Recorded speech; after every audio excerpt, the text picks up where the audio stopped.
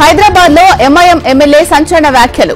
తనను అసద్ ను జైల్లో వేసే కుట్ర జరుగుతోంది అన్న అక్బరుద్దీన్ ఓవైసీ. అక్బరుద్దీన్ వ్యాఖ్యలకు రాజాసింగ్ కౌంటర్. త్వరలోనే తమ కాళ్లు పట్టుకునే పరిస్థితి వస్తుందని వ్యాఖ్యలు. గల్ఫ్ కార్మికుల కోసం కొత్త విధానం తీసుకొస్తామన్న సీఎం. బీమా వసతి వెల్ఫేర్ బోర్డు ఏర్పాటు చేస్తామన్న రేవంత్ రెడ్డి.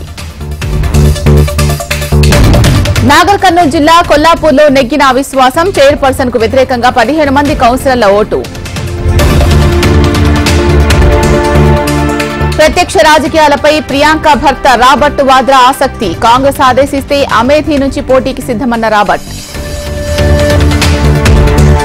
ఫలితాలను విడుదల చేసిన యూపీఎస్సీ. 2 తెలుగు రాష్ట్రాల నుంచి 50 మంది సెలెక్ట్.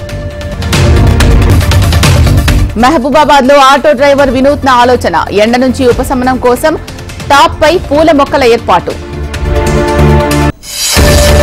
విజయవాడలో మెగా అభిమానులతో ఆత్మీయ సమావేశం. ముఖ్య అతిథిగా హాజరైన సృజనా చౌదరి.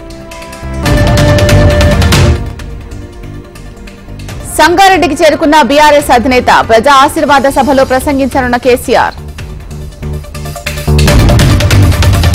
తెలంగాణలో 3 సీట్లపై కాంగ్రెస్ కసరత్తు. ఖమ్మంలో పోటీకి పెరుగుతున్న ఆశావహులు.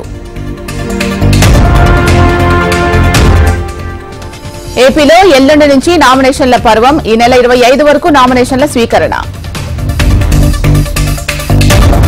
సీఎంపై జరిగిన దాడిని ఖండించిన రాజమండ్రి ఎంపీ. ఏపీలో జగన్ రామరాజ్యం తీసుకొస్తారన్న మార్గాని భరత్. సికింద్రాబాద్ అభివృద్ధిని వివరించేందుకు సిద్దమైన కిషన్ రెడ్డి. ఈ నెల 18న పవర్ పాయింట్ ప్రెజెంటేషన్. రాజకీయాలపై విశ్వసనీయత. జగన్ విశ్వాసం పెంచారు. ఎన్ని కుట్రలు చేసినా గెలిచేది వైసీపీనే అన్న చెల్లుబోయిన. కుప్పంలో టీడీపీ నేతలకు నోటీసులు. ఎలక్షన్ నిబంధనలు ఉల్లంఘించారు అంటూ ఆరోపణ. సీఈసీ అధికారులతో ఏపీ ఎన్డీఏ నేతల భేటీ. వైసీపీకి సపోర్ట్ చేస్తున్న అధికారులపై ఫిర్యాదు. శ్రీరామ నవమి ఉత్సవాలకు సిద్దమవుతోన్న భద్రాద్రి. కళ్యాణోత్సవానికి ముస్తాబైన మిథిలా స్టేడియం. ఏళ్ల కొద్దీ పాలించినా ఈ సుమంతైనా అభివృద్ధి లేదు.